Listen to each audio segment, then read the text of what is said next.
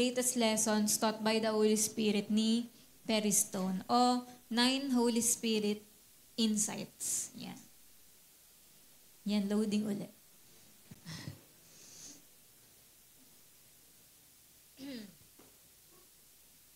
Yan, tignan natin kung makakabisado niyo yung 9. Ayan.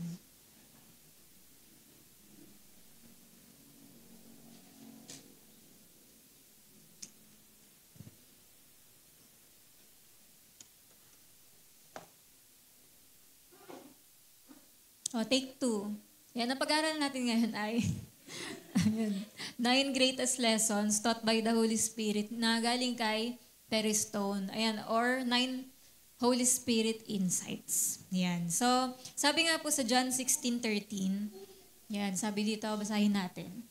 But when He, the Spirit of truth, comes, He will guide you in all the truth. He will not speak on His own. He will speak only what He hears, and He will tell you what is yet to come. Di ba na ang Holy Spirit ang mag-guide sa atin at ililid tayo sa mga bagay hindi na mga mangyayari. Yan. So, simulan na natin. Number 1, sabay-sabay nga nating basahin. The anointing of your mentor will rub off on you. Yan. Ano yung sabihin yan? Na lahat ng mga minister, kailangan nila ng mentor, di ba? Lahat ng mga naglilingkod kay Lord, dapat meron tayong mentor yung nagtuturo sa atin. Yan. Ito yung mga tao na respected mo, mas matanda sa'yo, tapos marami na rin pinagdaanan, at yung buhay din niya ay babad sa anointing ng Holy Spirit. Ayun yung mga dapat nating maging mentor. At di ba, sabihin kasi niya yung the anointing of your mentor will rub off on you. Alam niyo yung napapasa yung anointing ng mentor natin. Ayan, halimbawa, di ba kapag katabi mo yung mabango, tapos nagkakakiskisan kayo ng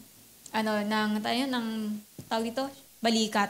Di ba yung pabango niya, parang kakapit na rin sa'yo? Naranasan niyo yung ganon? Sobrang lakas ng pabango ng isang tao, kumapit na rin sa'yo dahil magkatabi kayo. O kaya, halimbawa naman, sa madumi naman, pagka napadikit ka dun sa pader na may putik, ano mangyayari sa damit mo? Di ba magkakaputik ka rin? Ganon yung ibig sabihin ng rub off. Yan, halimbawa, sa room, napadikit ka dun sa blackboard. Pagtingin mo sa uniform mo, meron ka na rin chalk. Yan, kaya yung ibig sabihin ng rub off. Kaya, ang ibig sabihin nito, lahat ng mga nagtuturo sa atin ng Word of God, kapag lagi tayong nakikinig sa kanila, lagi natin silang kasama, yung anointing na meron sila, na papasa rin sa atin. Diba? Halimbawa, kapag nakaupo ka sa ilalim ng may bumubugang tubig, syempre, mawiwisikan ka nun, diba? Kung nakaupo ka, tas, sabog ng sabog yung tubig. Parang ganun din sa anointing na habang lagi kang nakaupo lang na nakikinig mo lang sa tao na yun, nagkakaroon ka rin na ipapasa sa iyo yung anointing.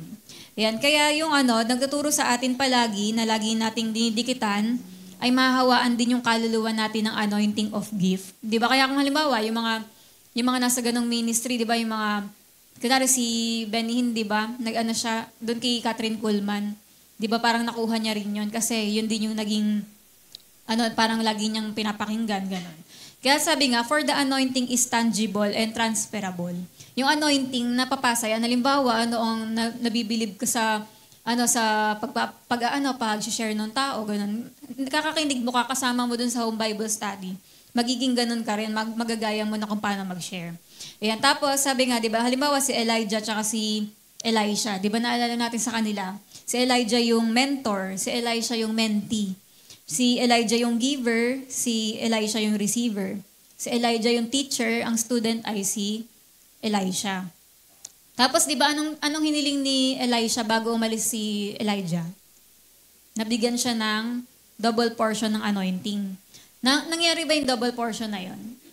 Oo. Kasi, di ba, alam niyo sa Bible, ang recorded na miracles na nagawa ni Elijah, 16. Tapos si Elisha, ang na-records na miracles na nagawa niya, 32. Ibig sabihin na double talaga.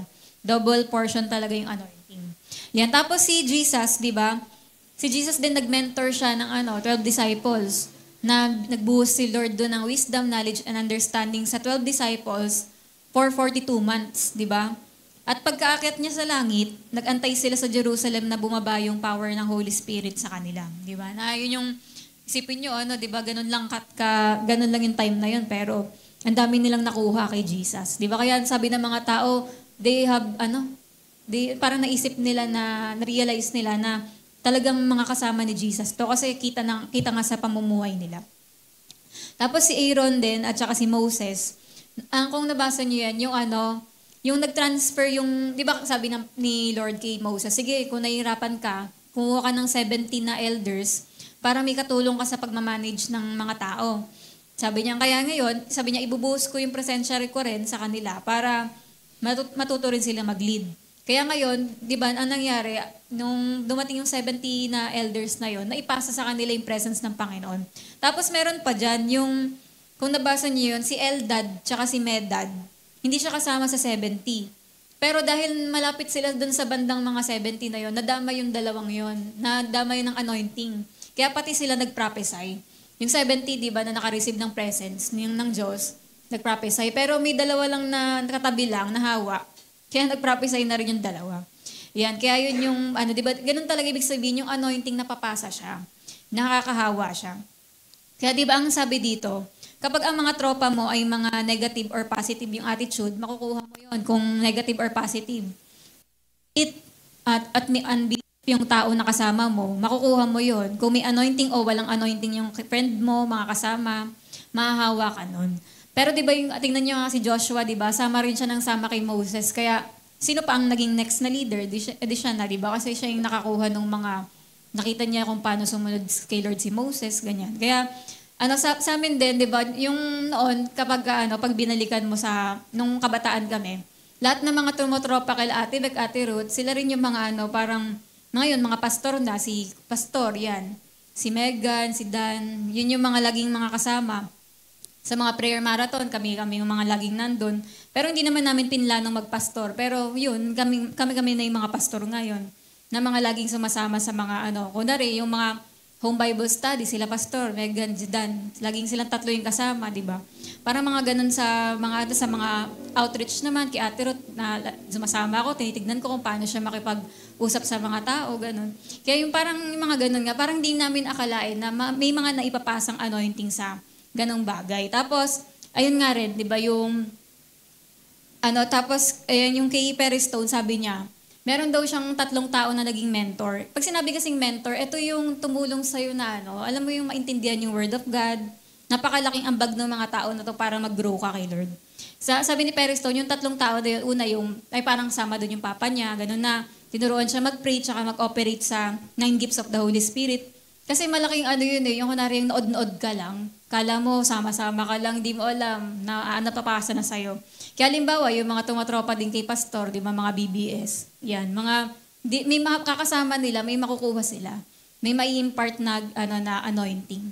Yan, ganun din sa mga, ayan, mga lagi sumasama sa mga, sa mga nagli-lead, sa mga ginagamit ng Panginoon, mga naglilingkod kay Lord.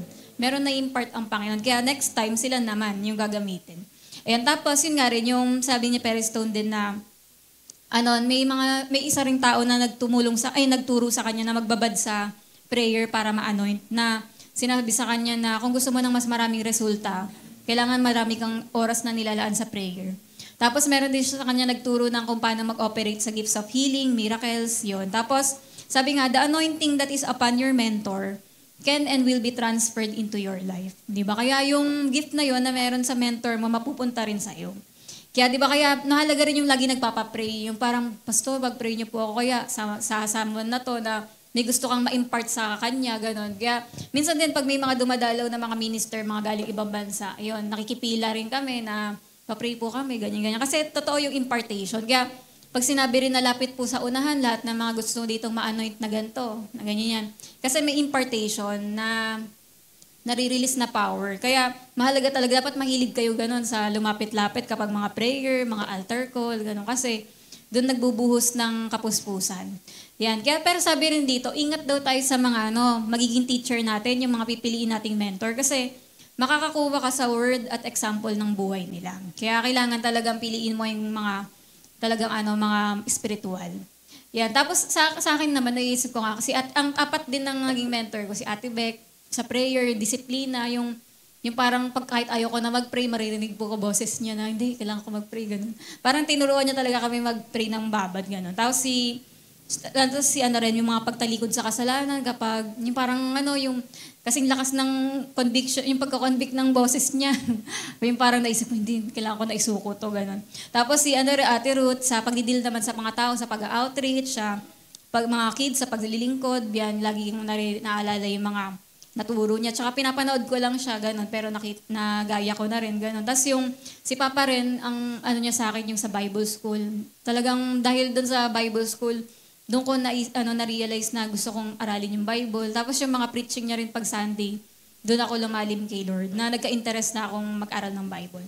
Tapos si Mama naman sa mga devotion niya, yung intercession, yung kung paano siya mag-pray, nagaya ko rin yun yung ansaga niya mag-pray isa-isa, ganyan-ganyan yung mga binabanggit niya. Pati yung attitude niya, patience, sa mga paglilingkod, yung mga advice niya, ganun. Kaya yung silang apat talaga yung nagtumulong sa akin na mag-grow kay Lord.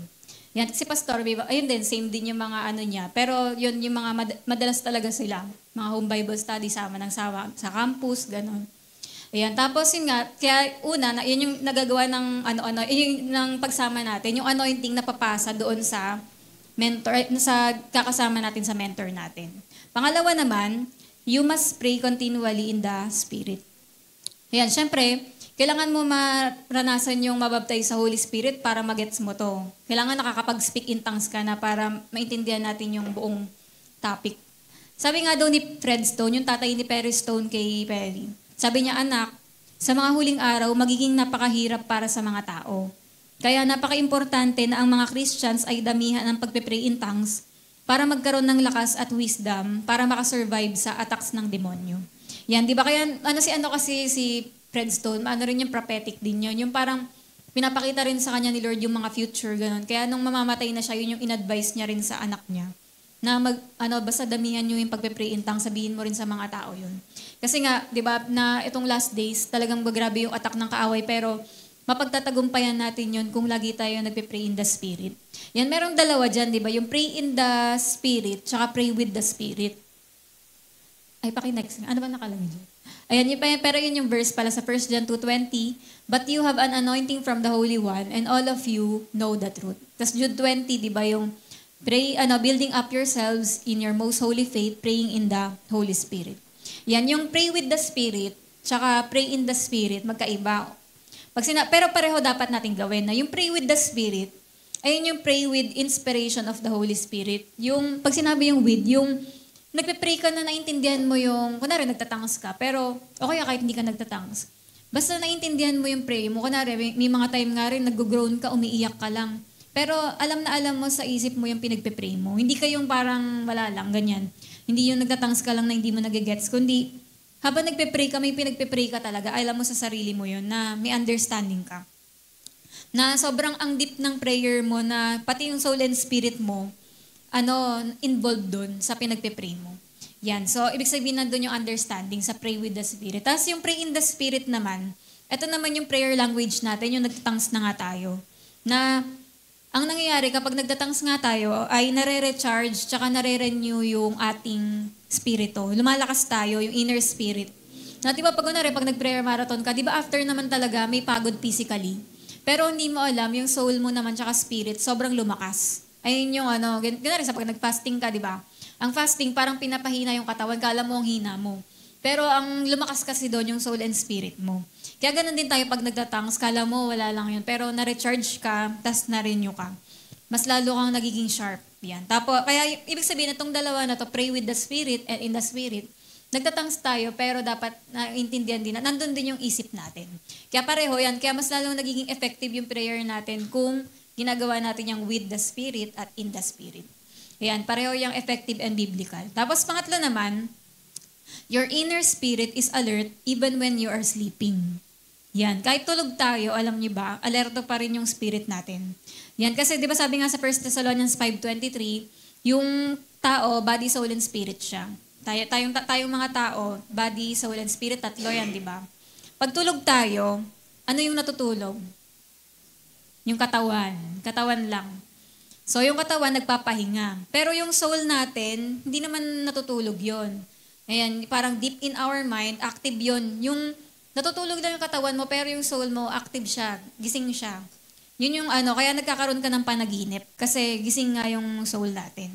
Tapos ang human spirit, yung spirit natin, eternal yan. Kaya hindi naman kailangan magpahinga ng spirit natin. Hindi kailangan ng tulog ng spirit. Kaya yung katawan lang natutulog, pero soul and spirit mo gising. Yan. Kaya kahit tulog ang katawan, yung soul at spirit natin ay alerto sa paligid. Yung kaya niya madama kung may masamang spirito sa paligid. Kaya di ba may mga pagkakataon na yung pag nababangungot ka, nararamdaman mo yung may masamang spirito sa paligid. Yan. Sa example din si Peristo, nung natutulog siya, maraming time din daw na narinig niya mismo yung boses ni Lord. Yeah, tapos meron din naman time na nanaginip daw siya, ang lalim daw ng panaginip niya. Tapos narinig niya, sabi doon, we got him, we got Bin Laden. Sabi, verify with DNA, we need evidence, ganun. Tapos pagkagising niya, parang inisip niya, sinabi niya sa asawa niya, sabi niya, mahuhuli na yata natin si Bin Laden at mapapatay na siya. Tapos parang kailangan ng DNA para ma-verify na siya yun. Tapos alam nyo, after nun, yun nga yung naging lumabas na balita na napatay na daw si Bin Laden at kailangan nga ng proof ng DNA para malaman kung siya talaga yun. Yung parang kasi, di ba, sinasabi nga dun sa Bible na yung kahit pagtulog tayo, nagre-reveal yung Holy Spirit na mga future na mga mangyayari, ganun. Ang tawag doon ay revelation of the future from the Holy Spirit. Di ba? Kaya kahit pagtulog pala tayo, di ba, pwede tayong gamitin ni Lord na parang yun kaya niya tayong kausapin sa mga time na yun. Tapos sa Book of Job din, di ba meron diyang verse tungkol sa mga panaginip? Sa Job 33:14-18, basahin natin. Sabi, God speaks in one way, even in two ways without people noticing it. In a dream, sa panaginip, merong prophetic vision at night. Di ba? At when people fall into a deep sleep, when they sleep on their beds, He opens people's ears and terrifies them with warnings. Na may time, nag-warning ang Panginoon sa panaginip. Ganun. He warns them to turn away from doing wrong and to stop being arrogant. He keeps their souls from the pit and their lives from crossing the river of death. Yan. Kaya, dyan nga, di ba makikita natin na kahit sa panaginip natin, pwedeng magsabi ang Panginoon ng direction, ng gabay, o kaya warning. Yan. Kaya, yung panaginip, minsan or madalas siya, galing siya sa mind, sa isip natin. Or the realm of the soul. Tapos yung vision naman, galing daw yan sa inner spirit ng tao. Yan, ginagamit pareho ni Lord yung dreams at vision para magbigay ng instruction, warning, o revelation of the future. Yan, kaya ito yung dahilan kung bakit daw na kailangan maging pure yung spiritual, natin, yung spirit natin na hindi tayo magkaroon ng spiritual defilement. Paano nagiging defiled yung spirit natin? Kunwari, pag dumumi yung isip mo, kakanood ng mga kunwari, mga reels, di ba? Random lang. Ang dami mo napanood, mga 20. Ang dudumi ng mga nakakita mo kasi random lang. Tapos, halimbawa, yung may napakinggan tayong issue, dumudumi rin yung isip natin kasi may mga narinig tayong issue, mga chismis, o lalo na pag may mga nagawang kasalanan, di ba nagkakaroon ng spiritual defilement? Kaya, kunwari, paano mo masasabing accurate yung panaginip? Kung hindi ka nood-nood ng reels, kunwari, napaginipan ko, siya daw yung mapapangasawa ko. May napanood ka lang kasing reels na may kinasal, may ganto-ganyan, may mga, dami mong napanood na mga romantic na ganto-ganto. Kaya parang yun yung naging resulta ng panaginip mo. Pero, hindi mo masasabing galing kay Lord yun. Kasi, ang dami mong mga parang napaginipan mo lang yun kasi narinig mo yun sa kapitbahay, ganyan-ganyan. Kaya dapat daw talaga maging pure yung spirit natin na para magamit tayo ng Panginoon na kapag may i-reveal siya, talagang clear na maayos talaga yung natin, isip, di ba, yung spirit natin. Kasi doon naapektuhan yung mga panaginip natin. Kunwari, hindi tayo mabigyan ng instruction ni Lord dahil sa mga ganon. Kaya, ginagamit ni Lord yung spirit natin na parang microphone para marinig yung boses niya sa intellect natin para magbigay ng instruction. Yan, kaya mas sharp yung spirit natin kung panay pray tsaka word of God. Yan, kunwari kapag kakadami mong naging pray, tapos yung Bible pa yung talagang lagi mong binabasa. Ngayon, kapag nanaginip ka, talagang malamang talagang ay prophetic dream talaga yun. Kasi tsaka di ba may mga ganun din tayong confession paggabi na Lord, ngayong gabi, let all my dreams, let all my prophetic dreams be from God. Di ba yung mga ganun? Kaya dapat bago nga tayo matulog, kinlear mo yan. Yung nakanonood ka pa ng ganito bago ka matulog. Kaya nagugulo yung imbis na sa madaling araw, nakakausap tayo ni Lord. Yan. Kaya kailangan maging sharp yung mind natin. tsaka Spirit. Tapos number 4, the intimacy of the Holy Spirit helps you with intimacy with your companion. Hindi lang to sa asawa, kundi pati na rin sa mga kasama natin, mga nakakasama natin lagi. Kaya alam nyo, tinutulungan tayo ng Holy Spirit maging intimate with God. Di ba? Yung Holy Spirit ang tumutulong sa atin na maging close talaga sa Panginoon. Kaya ganun din, kapag ang isang Christian ay puspos ng Holy Spirit, yan, mas lalo siyang nagiging compassionate. Di ba kapag ang isang tao, ayan, napuspos yan, mas lalo siyang nagiging mapagmahal, mas lalo siyang nagiging close sa ibang mga tao, ganun. Di ba may kilala rin kayong ganun, na may makilala tayong ganyan, na kapag okay yung devotion nila, okay na okay sila. Di ba? Nakakatuwa sila kasama, ganyan. Okay na okay kausap, ganun. Pero pag hindi okay yung devotion niya, nakakainis siya. Di ba? Parang nakaiirita ka na, ba't ganito na naman to? Mukhang di na naman okay kay Lord to. Di ba? Kasi ganun nga yung nagagawa ng kapuspusan. Kapag tayo napuspos tayo ng Holy Spirit, ang nangyayari sa atin, mas lalo tayong nagiging, di ba, mapagmahal, mas lalo tayong nagiging kagaya ni Lord. Yan. Tapos meron ding sample dyan, na merong mag-asawa na yung lalaki kasi na addict sa drugs. Kaya ang nangyari, naghiwalay sila, iniwan niya yung wife niya. Tapos, later on, yung lalaki na to, na born again siya, nakakilala siya kay Lord. Tapos, sinabihan siya ni Lord na maglingkod. Ngayon, yung dati niya, yung ex-wife niya, parang hindi naniniwala na nagbago siya. Kaya naisip niya na umattend ng isang gabing revival nung lalaki, nung husband niya, ex-husband. Tapos, nung nandun na siya, nung survival meeting, kumilos yung Holy Spirit nung conclusion at inalis yung hurt niya at saka pain sa puso niya. Kaya nakapag-forgive siya. Tapos, ang nangyari sa kanila, kinasal sila ulit. Tapos, ilang years na silang naglilingkod ngayon kay Lord na magkasama. Di ba? Kaya parang sa mga ganong bagay na talagang na kapag nagiging intimate tayo sa Holy Spirit, mas lalong nagiging okay rin tayo sa mga tao. Parang nung naging puspos ka ng Holy Spirit, mas lalong dumami yung friends mo, mas lalo ka nilang gustong kasama, di ba? Yan. Tapos, yun nga, na yung attributes ng Holy Spirit, di ba, yung love, compassion, affection, binibigay yan ng Holy Spirit sa mga tumatanggap sa Kanya at nagkakaroon to ng positive na effect sa kanila. Yan. Tapos yun nga, di ba, patunay kasi, di ba, yung mga Pariseyo na pwede kang maging clean but mean. Yan, paki-next nga. Yan, yung clean but mean na outwardly, parang sa panlabas, religyoso, pero sa panloob, rude naman yung masama ugali.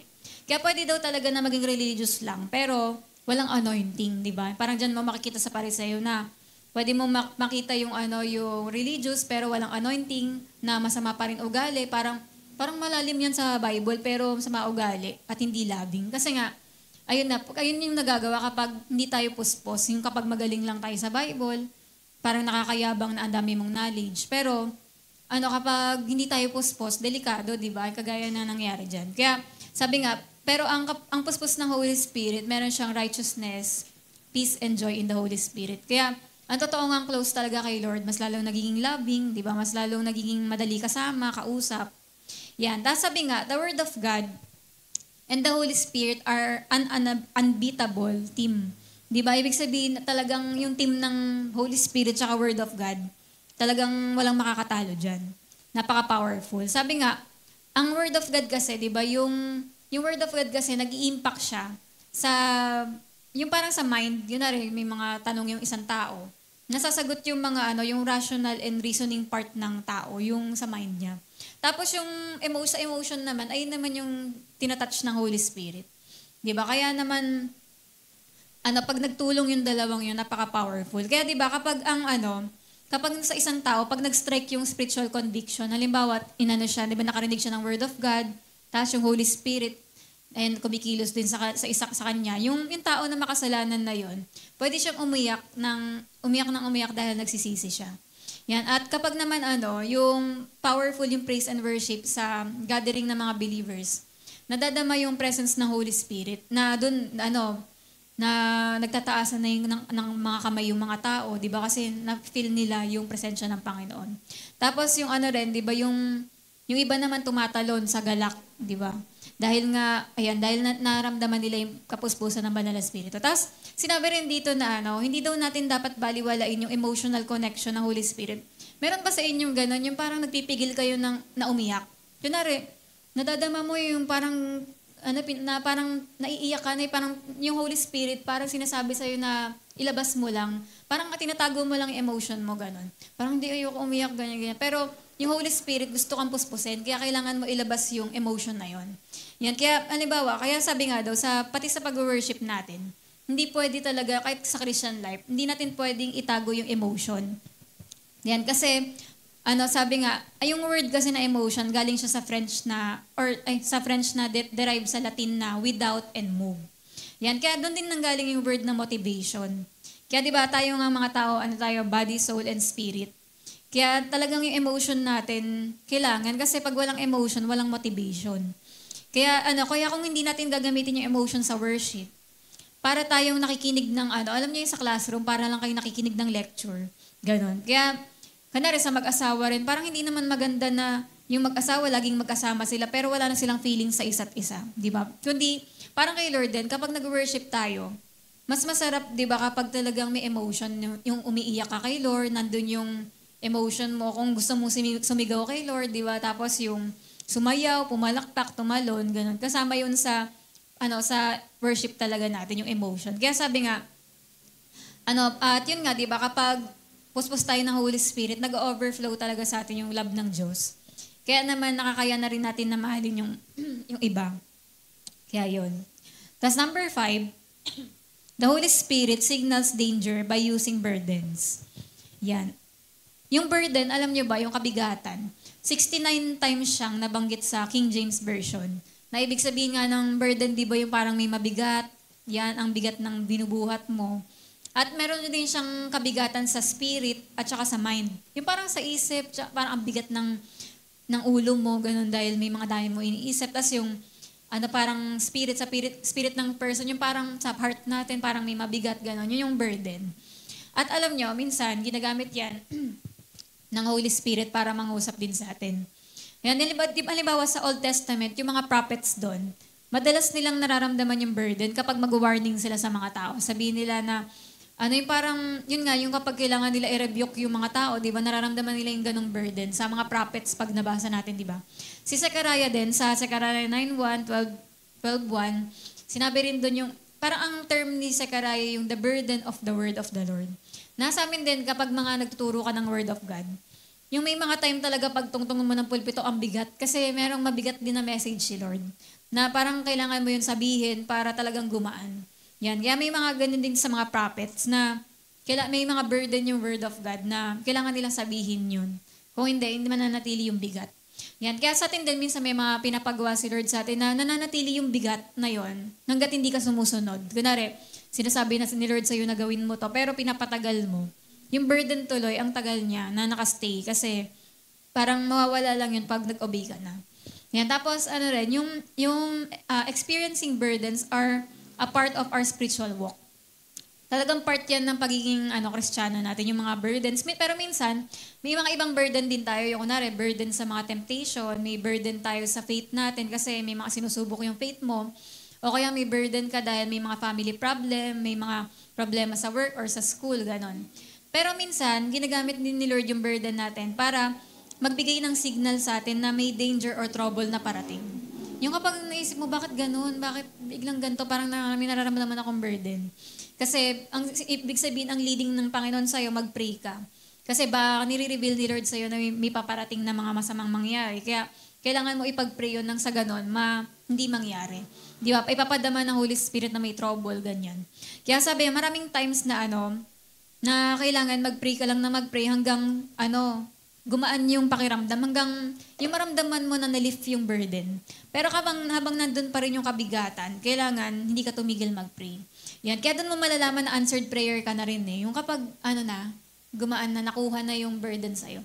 Kaya ganun. Kaya may mga time din na nagtatagal tayo sa prayer kasi andun pa rin yung bigat. Pero kapag naramdaman mo na na-lift na, ibig sabihin okay na.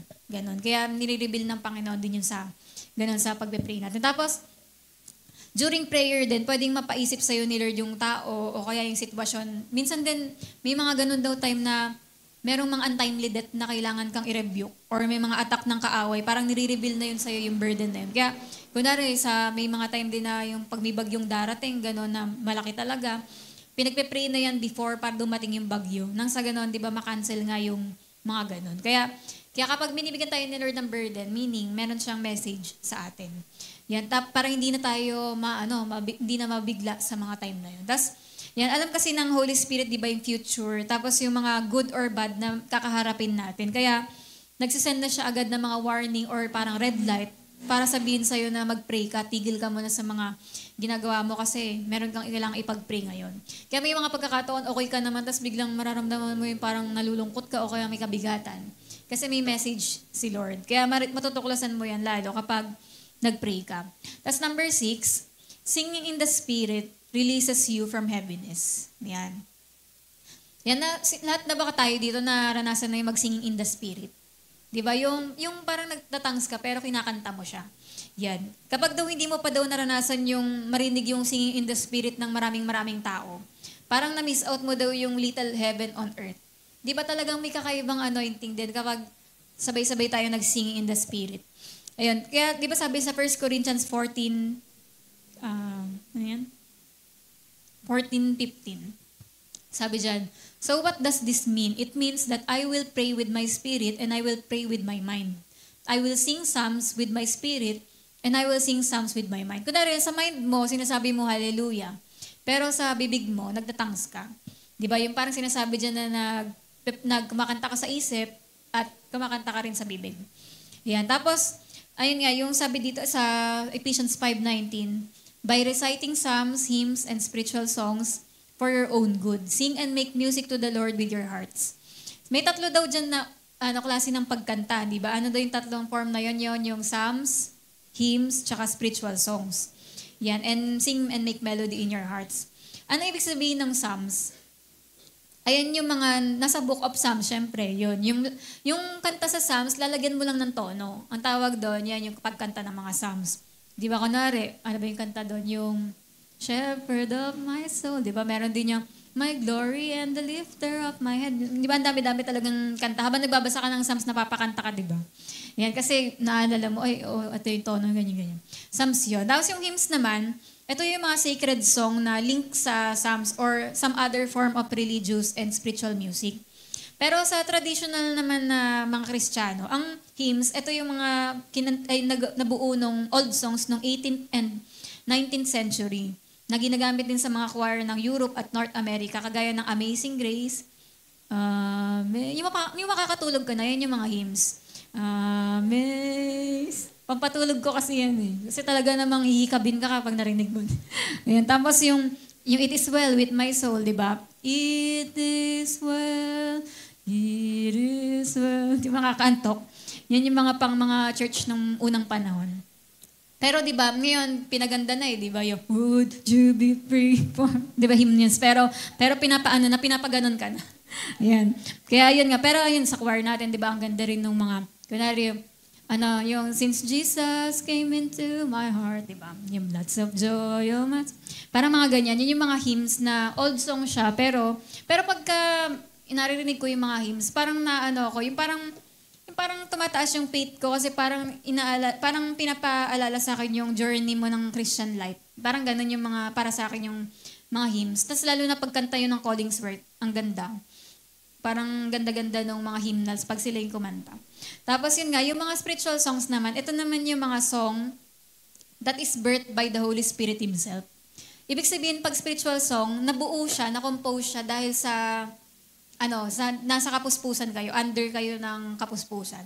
For example, alam niyo ba yung Sing the Messiah's Anointing? Na-compose yan nung nagre-revival. Parang Yearn Days yun eh. Yung parang yung revival night ng Doon nabuo yung Sing the Messiah's Anointing. Parang sila Ate Beck, sila Dan, sila Kuya Mon. Parang si Ate Beck ata yung hindi ko alam kung ganun nga ba. Si Ate Beck ba? Yung nakarinig. Tapos pinalagyan niya ng tono kaila Kuya Mon, ng music, ganyan.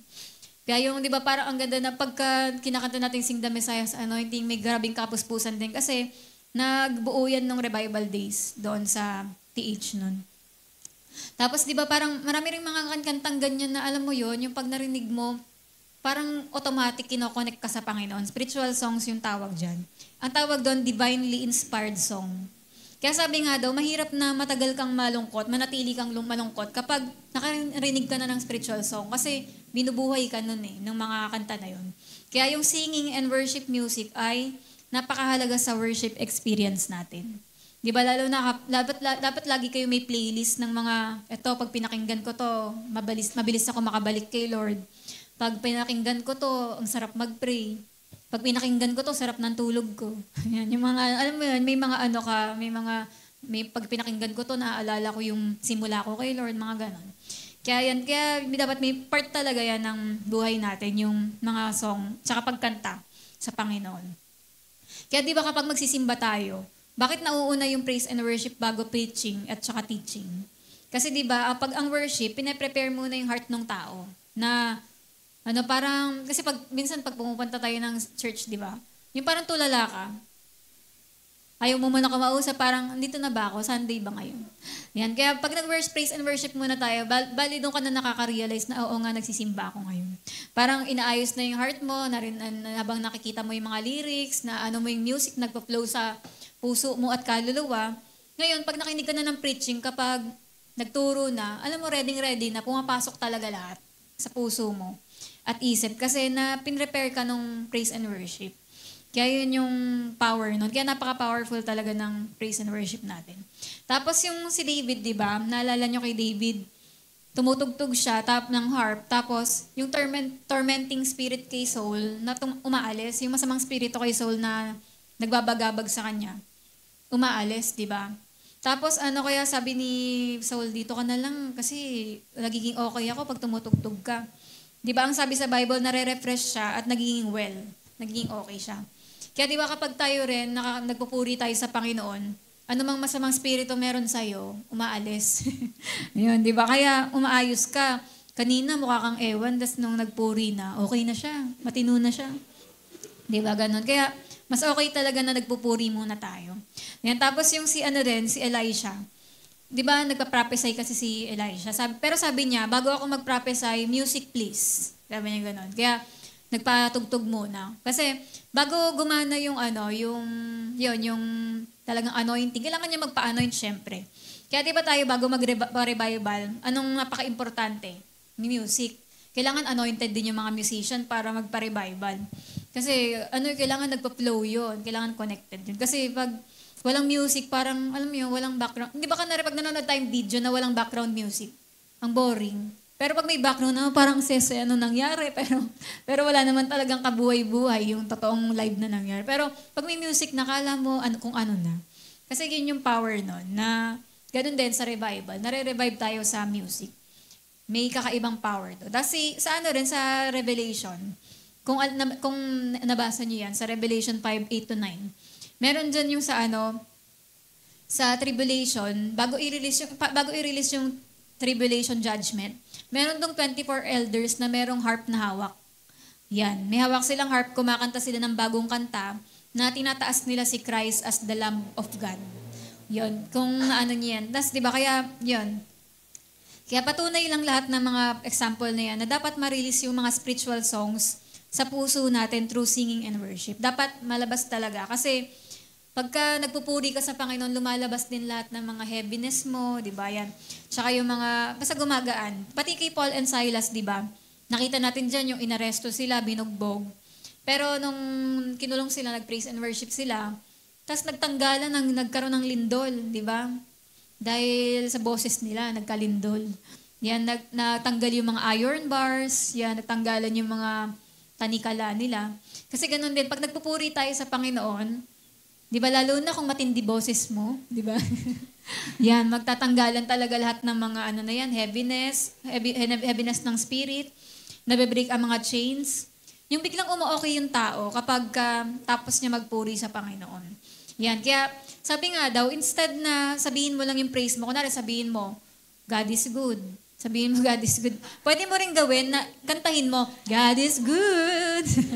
Yan, yung parang, pwede rin na, pwede mo sabihin, hallelujah, praise the Lord, sabihin mo lang yon. Pero pwede mo rin katin, hallelujah. Yan, di ba? Parang pwede rin na, depende sa kung ano tono mo, di ba?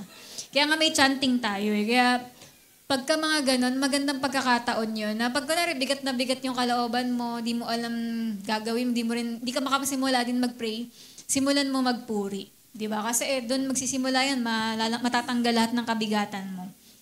Tapos kaya, di ba, bakit nga 150 yung chapters ng Psalms? Kasi patunay lang yan na napakahalaga ng umawit sa Panginoon, umawit ng papuri. At si David, di ba? Si David ang pinaka nakakaalam niya, nakakaunawa niyan. Kasi na alam niya na may breakthrough.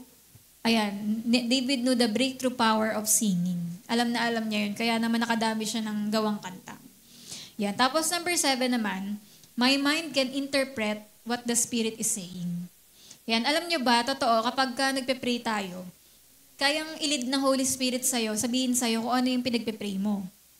Yan. Hindi natin alam na kapag nagtatangs tayo, may gift of interpretation pala na ibinibigay ang Holy Spirit at ilalagay niya yon sa mind natin at magigets mo after na yon yung pinagpe-pray mo. Di ba? Kaya ako na rin, habang nagtatangs ka, parang hindi mo masyadong alam kung ano yon. Pero alam nyo, later on, i-reveal sa'yo ng Holy Spirit kung ano ba talaga yung pinagpe-pray mo.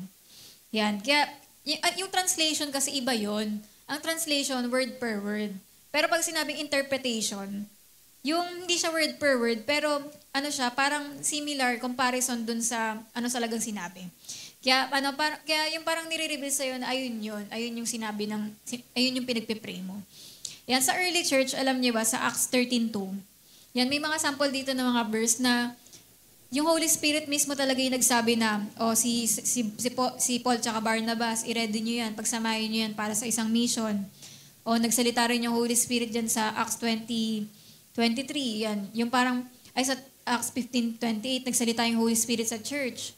May sinasabi, di ba? Tapos yung sa 20:23 naman, may sinasabi diyang warning naman kay Paul, di ba? Ayun ba yun? Yung warning. Tapos sa Timothy din, may sinabi rin dyan hindi ko nalagay yun. Sa 1 Timothy 4:1, parang may sinasabi naman doon si Paul kay Timothy. Di ba? Na sinasabi ng Panginoon. Kaya, yan yung mga interpretation, hindi lang siya nangyayari kapag sama-sama. Meron din syempre pag nangyayari ng interpretation kapag sama-sama tayo. Pero meron din nangyayaring interpretation sa private devotion natin. Halimbawa, mag-isa ka, tapos nagpe-pray ka. I-reveal din sa'yo ni Lord ano yung pinagpe-pray mo. Yan, kaya kailangan nag-concentrate ka talaga. Sasabi nga, nangyayari yung mga ganito, yung mga interpretation, kapag deep tayo sa intercessory prayer. Yung talagang alam mo yung deep ng prayer mo, yan. Yung prayer in tongues, tapos yung mind mo ay ililid ng Holy Spirit na mag-focus sa isang tao. Biglang habang nagpe-pray ka, ipapaalala sa'yo ipag-pray yung gantong tao o kaya yung isang sitwasyon. Tapos i-reveal sa'yo ni Lord yung will niya tungkol sa bagay na yun ay pinagpe-pray mo. Yan, kaya nagre-reveal si Lord sa'yo at ini-intercede ka niya habang nagtatangs ka rin. Kaya tas after mong magtangs, pag nagtagalog ka, naranasan niyo ba yung gano'n? Yung parang nagdi-decree and declare ka. Para ka nag-faith confession. Kasi parang nire-reveal sa'yo na ayun nga yun, yung mga pinag-pray mo kanina nung nagtatangs ka. That's number 8, the anointing works in weak vessels. Yan. Hindi perfect vessels yung ginagamit ng Panginoon, kundi mga obedient vessels. Dahil wala naman talagang perfect, di ba? Yan, na kahit weak yung matao na to, pero kung obedient siya yung gagamitin ng Panginoon. Yung ibig sabihin sa New Testament ng perfection, ibig sabihin nun, complete and whole in one's thinking, action, words, and character. Pero ang ibig sabihin naman ng weak dyan sa verse sa 2 Corinthians 12:10, ang ibig sabihin ng weak dyan sa Greek, yung astheneo, ibig sabihin mahina sa physical, mahina sa emotional, or mental. Yan, kung halimbawa ikaw, parang sa isip mo, Lord, mahina ako sa physical, sa emotional, or mental. Alam niyo ba, ayan yung mga ginagamit ng Panginoon na tao. Yan, sinabi ni Apostle Paul dyan, di ba, sa 2 Corinthians 12:10, na when I am weak, I am strong. Di ba? Na kung kailan ka pa mahina, doon ka pa magiging malakas. Kasi doon dumarating yung kapuspusan ng Holy Spirit. Kapag inamin mo na, Lord, mahina po talaga ako. Hindi ko to kaya, pero naniniwala ako na kaya ko sa tulong mo. Yan, kaya hindi lang siya tinulungan sa sakit, kundi tinulungan pa siyang umangat doon sa pain ng katawan niya. Kaya tas yung word naman na strong dito sa 2 Corinthians 12:10, yung ibig sabihin ng strong dyan, yan, yung sa verse na yan, to be given power and made capable to accomplish something. Yung power na yon, yung tutulong sa'yo na magawa yung hindi mo na kaya gawin. Ganun yung power na binibigay ni Lord. Parang, kung naragigising ka, Lord, di ko kaya talaga, hindi ko kaya yung mga gagawin ko ngayon. Pero, yung power ng Panginoon na yun yung i-release niya para magawa mo yung hindi mo kaya gawin. Yan. Kaya di ba, ang mga believers nga daw, mga struggle, yung mga lack of self-esteem, may fear of failure, doubt, guilt from the past, tas lack of confidence. Pero, na-answer yung prayer nila at other weaknesses. Pero, tandaan natin yung 1 Corinthians 1:27. Yung sabi dito, di ba, na God has chosen the foolish things of the world to put to shame the wise. And God has chosen the weak things of the world to put to shame the things which are mighty.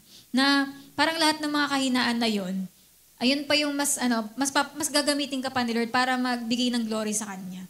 Di ba? Yung ginagamit ni Lord yung foolish and weak. Tsaka kaya nga sabi daw, bakit daw mas ang mga ginagamit pa daw ng Panginoon na mag-share ng gospel yung mga, mga mahihina pa daw. Di ba? Kasi, sila pa daw yung mga nagte-turn the world upside down, yung nagkakaroon ng malaking impact sa mundo. Kasi, yun nga, para sa glory ng Panginoon, para si Lord yung mag-glorify. Kaya yun nga, yung mga, pag yung mga weaknesses natin, ito pa talaga yung mga, kailangan ng Panginoon para puspusin tayo. Yan, tapos sabi nga, pero bakit daw may mga pagkakataon na may mga anointed? Tsaka grabe yung mga ministries, pero nahuhulog daw sa kasalanan. Kasi sila daw yung mga nakikinig sa boses ng kaaway, sa tukso. Kasi di ba po kay Jesus, di ba, nung 40 days siyang nag-fasting sa wilderness, tinukso din siya ng kaaway doon, pero hindi siya nakinig doon sa boses ng kaaway. Kaya may mga anointed daw na tao na nahulog sa kasalanan kasi nakinig sila doon sa boses ng kaaway. Yan, tapos, tapos may mga meron ding mga weak yung katawan. Halimbawa, mga senior na. Yung parang kahit hindi na sila makalakad, pero pag pinag-pray nila yung may sakit, gumagaling. Kasi nga, dahil sa yung anointing pa rin ng Panginoon yung nandun. Parang gaya nga si Elisha, di ba? Parang ang dami niyang nagawang miracles, pero, namatay siya sa unknown sickness. Di ba? Pero, di ba, sama ba, buto ni Elisha yun, yung may napadikit sa buto niya, biglang nabuhay, di ba? Kasi grabe pa rin yung anointing na nandun, yung naranasan niya. Yan, tas sabi nga, di ba, si Peter, nagalit siya, na-lost yung temper niya na parang, sabi niya na hindi niya kilala, na hindi niya kilala si Lord, di ba? Tapos si Thomas, nagduda siya na buhay si Jesus, si James and John, gusto nilang maging nasa right and left ng Jesus pag naghari siya. Parang yung mga disciple na to, may mga weaknesses sila, di ba? Pero sila pa rin yung ginamit ng Panginoon, di ba? Kasi nga, lahat may imperfections. Pero, ayan, kaya sabi nga daw, kung perfect lang yung ina-anoint ni Lord, walang ma-anoint daw sa mga churches. Yan. Pero yung mga weaknesses natin, ito pa yung mga ginagamit ng Panginoon for His glory. Na para masabi mo sa dulo na, to God be the glory, hindi ako yun, si Lord talaga. Di ba? Kasi kahit ang weak, pero kapag inanoint ng Panginoon, talaga namang grabe yung magagawa. Tapos last na, 9, the Holy Spirit brings peace to difficult situations. Yan, may magandang verse dito. Yung parang, sinasabi kasi dyan yung parang, pagka ang hirap-hirap na ng sitwasyon, yung Holy Spirit yung tutulong sa ating maging at peace pa rin. Paano yon? Kapag tayo ay nagpe-pray. Yan, sabi nga sa Isaiah 28:11-12, sabi dyan, this is a place for comfort. This is a place of rest for those who are tired. This is a place for them to rest. Di ba yan? Kaya sabi nga, maraming mga times nga na pagod tayo, body, soul, and spirit, sobrang konti ng energy natin na parang ang hirap magbasa ng Bible tsaka mag-pray ganun. Pero sa mga time na yun, dun daw tayo dapat mas humanap ng place na makakapag-isa tayo at mag-pray tayo in tongues doon. Kasi dun mo madadama yung strong na, yung renewed strength ng Panginoon sa loob-loob mo. Di ba? At sabi nga, the Holy Spirit brings rest to the whole person. Kapag ang Panginoon, nagbigay siya ng pahinga dun sa tao, body, soul, and spirit talaga. Kaya isa itong peace, di ba? Yung peace, isa siya sa fruit of the Holy Spirit. Ayan yung binibigay sa atin ng Panginoon kapag sobrang hirap na ng mga sitwasyon. Yan. Tsaka, syempre, sa panghuli nga, yung Holy Spirit, siya yung ultimate teacher natin. Marami pa siya. Itong 9 na to, mga natutunan to ni Perry Stone sa ilang years ng buhay niya. Di ba? Pero sa atin din, di ba? Dahil ang Holy Spirit yung ultimate teacher natin, marami pa na pwede tayong matutunan mula na mysteries mula sa Panginoon. Kaya baka kayo makapagsulat pa kayo ng mga iba, di ba? Kaya yung una? Yan, yung anointing, pwede mo makuha sa mentor. Napapasa yung anointing. Kaya dapat tropahin natin yung mga malalakas anointing. Yan, number 2. Pero talaga ngayon, kahit nga sa YouTube lang, nanonood ka dun sa minister na yun, nakakaano ka eh, nakaka-impart, di ba?